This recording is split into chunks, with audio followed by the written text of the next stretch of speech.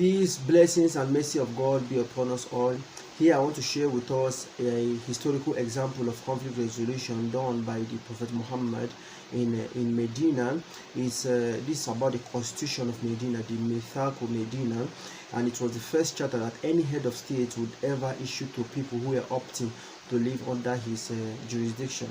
It was a constitution that was arrived at by the Prophet and also the chiefs of the different tribes of Medina, just in order to promote peace and to see themselves as one nation. So here are a few points of the charter that are relevant to understanding the context of the eventual state of affairs between the Muslims and particularly the Jews in Medina, because eventually towards the end of the life of the Prophet, the state of affairs between the Muslims and the Jews was a bitter one. So here will make us to understand the context regarding it. But before that, we should know that nations and empires in the 7th century had no defined boundaries, and thus the default socio-political context was one of fear, and it was one of instability, and there's always a need to protect one's boundary against from all others, especially the Roman and the Persian Empire who were out to colonize every other nation, and especially in this context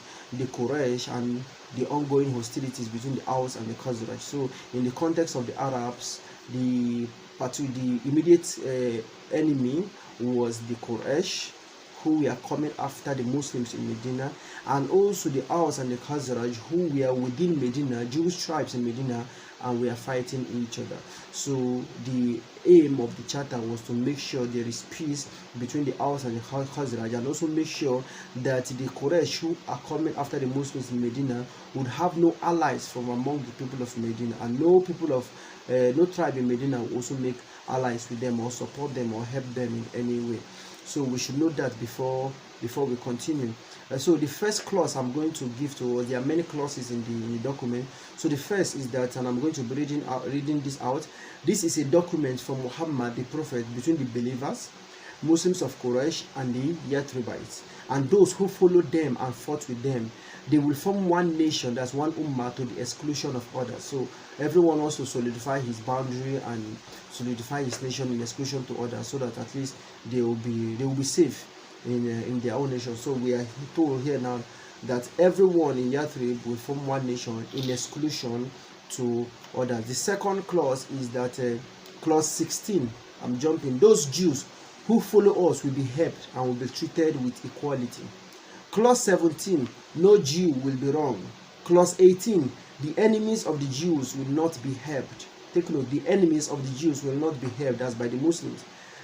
Clause 21, conditions must be fair and equitable for all alike.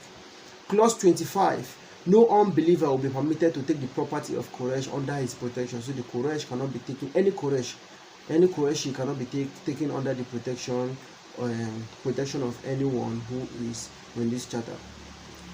Clause 26, no unbeliever will intervene in favor of a Quraysh. So no unbeliever will intervene in favor of a Quraysh. Clause 29, the Jews will contribute towards the war when fighting alongside the believers. So if there is a war that involves the whole state, so for the benefit of the whole state, everyone who is involved in the state must come together and contribute towards the defense of the state. So we are told here that in clause 29 that the Jews will contribute towards the war when fighting alongside the believers. Clause 30, the Jews of Bani Auf are one community with the believers. They have their religion and the Muslims have their religion. So that means there is absolute freedom of religion between the Muslims and the Christians. The Muslims will do their religion and the Jews will also observe their religion. Clause 32, loyalty gives protection against treachery. So loyalty to this charter will mean that no one is treacherous, and treacherous to be treacherous means that you are going against loyalty. Clause 34, those in alliance with the Jews will be given the same treatment as the Jews. So the Jews also have their allies and the Muslims have their allies. So in this case, anyone who is an ally of the Jews will also be treated equally, fairly, and in peace, just like the Jews are also treated. Clause 38, if anyone attacks anyone who is a party to this charter, the others must come to his help. So everyone who is this charter must be protected. If any one tribe attacks another tribe who are all part of this charter, then the remaining tribes are going to stand up and help this tribe that is being persecuted. Clause 39, they must seek mutual advice and consultation. So the eventual decision must be brought about by mutual advice and consultation. Clause 41, a man will not be made liable for the misdeeds of his ally. So if, for example, the allies of the Jews do something wrong, then it is those allies of the Jews that will be judged accordingly, not the Jews themselves. Clause number 44, Yatrib will be sanctuary for all people of the charter. So Yatrib will be a place where anyone who is there will attain peace. Clause 48, Quraysh and their allies will not be given protection. So here it is explicitly stated that Quraysh and their allies will not be given protection. Clause 49, the parties to this charter are bound to help each other in the event of an attack on Yatrib. So as all of them are all in Yatrib, forming one nation, if Yatrib is being attacked, then all of them must come together and defend it. Clause 55, this document will not protect anyone who is unjust or commits a crime. So this document is just for peace and for justice. Clause number 56, which is the last I have here, whether an individual goes out to fight or remains in his house, he will be safe unless he has committed a crime or is a sinner. So in this case, no one is forced to actually join the fight, but as far as you did not commit any crime and you are not a sinner, then you will be safe. So with this understanding, and anyone who knows the eventual state of affairs between the Muslims and the Jews will know that the Jews actually betrayed this charter on so many occasions. The Banu Nadir, the Banu Qaynuqa, and the Banu Qurayza. They eventually went ahead to make alliance with the Quraysh, protected them, gave them intelligence on how to infiltrate Medina and exterminate the Muslims and everyone who is there.